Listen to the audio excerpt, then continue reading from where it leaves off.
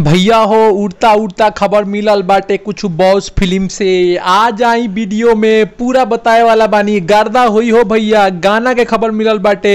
केकरा संगे बाटे गाना? अर्शी संगे। जी हाँ, बहुत कुछ लेके आइल बानी। जुड़ जाए वीडियो में, लास्ट तक देखी, पूरा लाइक करी और चैनल को सब्सक्राइब करें और घंटे के आइकन को भी जरूर दबाएं, जिससे कि हमारे वीडियो सबसे पहले आप तक। क्या हो पावर स्टार के खातिर रउआ सब कमेंट के नीचे लिखी हो गर्दा पावर स्टार और लाइक के बटन पर लाइक कर दी। जितना रउआ मन में भैया हो चिंता भइल बा कि बॉस फिल्म कब आई, उतना मन में हमनियों के उत्सुकता बाटे कि आखिर कब आई बॉस फिल्म। ओकरा बीच भैया हमनी के पास एगो खबर आइल बाटे उड़ता उड़ता। बता दी, स्क्रीन पे फोटो दिखाओ तनी। यह तो है पवन सिंह के हीरोइन। जी हाँ, यह तो बाड़ी बॉस के सबसे बड़ हीरोइन।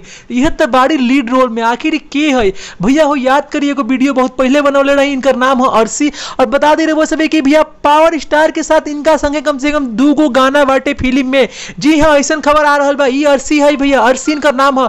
और भैया बॉलीवुड से भी फेम कमा चुकल बड़ी और पावर स्टार संगे पहली बार डेब्यू करता रही फिल्म में। याद करी, बॉस के शूटिंग के समय इनका संगे वीडियो काफी वायरल हो रहे। जी हाँ भैया, ब्रेकिंग न्यूज आ रहा बा भोजपुरी से। लॉकडाउन के बाद आवे वाला बाटे भोजपुरी के सबसे बड़ा फिल्म। जी हाँ, 4 करोड़ की फिल्म आवे वाला बाटे। रउआ सब टेंशन मत नहीं भैया, तनी मनी देरी होता, लेकिन भैया कहल जाला कि देर आएगा दुरुस्त आएगा। यह बात बाटे भैया, दुरुस्त आई। और अहिला के बाद में भैया रउआ सब के काम यही बाटे कि गर्दा बनावे के बाद फिल्म के हिट करावे के बाद एकदम हिला देवे के बाद कमेंट में लिखी भैया के फिल्म के भैया सपोर्ट करी। हम देखल चाहता नहीं कि के फिल्म को सपोर्ट करे वाला बा। जे करी भैया दिल खोल के लिखी। और घर में रही, उम्मीद करता नहीं खबर अच्छा लगा तो लाइक शेयर चाहिए। भोजपुरी स्टार टिप्स से अविनाश की रिपोर्टिंग, दिल्ली।